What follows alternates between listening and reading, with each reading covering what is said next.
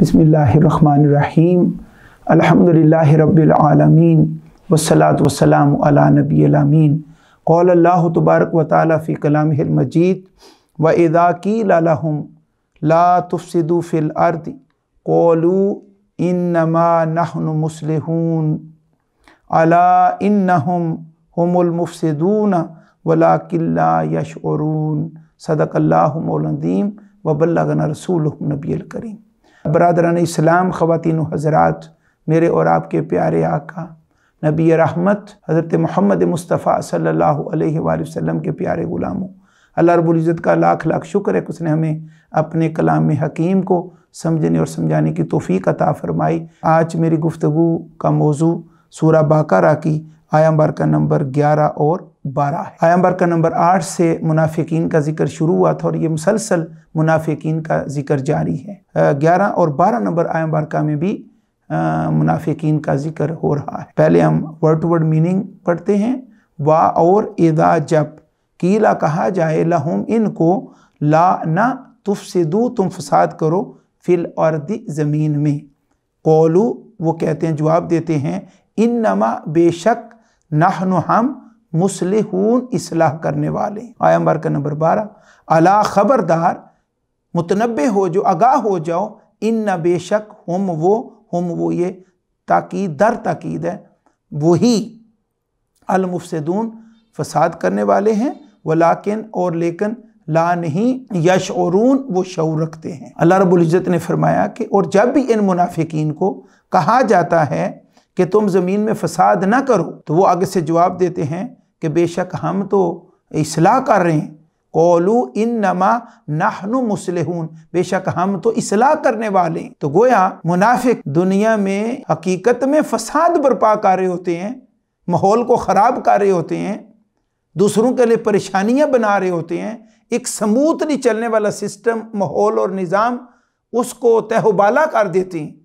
लेकिन जब इनसे बात होती है, इनसे कहा जाता है कि तुम फसाद ना करो, तो कहते हैं हम तो इस्लाह कर रहे हैं। उन्होंने फसाद को इस्लाह का नाम दे रखा होता। तो वो कब वक्त आएगा कि जब इस्लाह होगी कि जब फसाद को ही उन्होंने इस्लाह का नाम दे दिया। और ये मुनाफिकत रसूल सल्लल्लाहु अलैहि वसल्लम के ज़माने में तो थी, ये ग्रोह सामने आया मुनाफिकीन का, लेकिन एक करैक्टर के तौर पर, एक किरदार के तौर पर ये आज तक और क़यामत तक इस उम्मत के अंदर इस किरदार ने चलना है और इस ग्रोह ने चलना है, मौजूद रहना।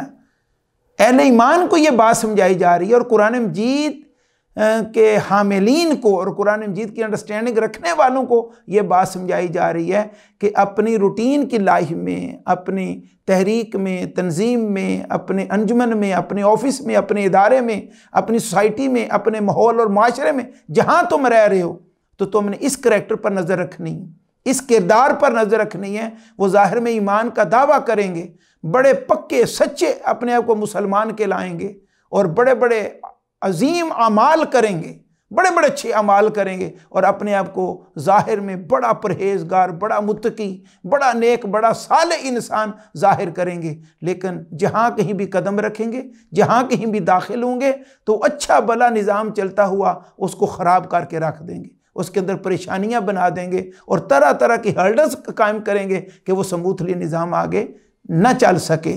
तो ये ग्रोह ऐसा ग्रोह होगा जो फसाद को इस्लाह का नाम देगा। जब उनको रोका जाएगा, पकड़ा जाएगा, तो कहेंगे नहीं हम तो बिल्कुल खैर खा थे, हम तो ये अच्छा काम कर रहे थे, हमारा तो मकसूद ये था और हम ये करना चाहते थे। तो आगे फिर अल्लाह रब्बुल इज़्ज़त ने आया नंबर 12 में सूरा बक़रा, इसके साथ ही 11 के बाद फरमाया, अला खबरदार, आगाह हो जाओ, अहले ईमान, ए मेरे हबीब के गुलामों, तुम आगाह हो जाओ, बाखबर हो जो इस सच्चाई से मैं ऐलान कर रहा हूँ और तुम्हें मुतनब्बे कर रहा हूँ और आगाह कर रहा हूँ।